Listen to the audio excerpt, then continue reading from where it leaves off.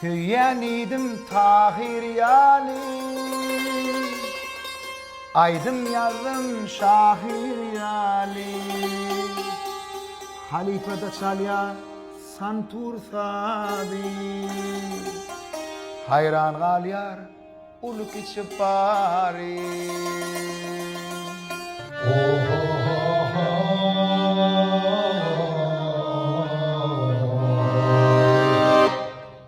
Sonu nedir? Şular yarı eşretli, afudu, parahat, yurdu bir de soğuk eden, hormatlı milli liderimiz Kahraman Arkadağ'ın, hormatlı prezidentimiz Arkadağ, Kahraman Ferdar'ın canlar sağ, iyi yurt behitti işler, elmi dama, rovaz olsun. Dine qoğunlarda, toylunlarda duş olayım, beni orada şalzalanna!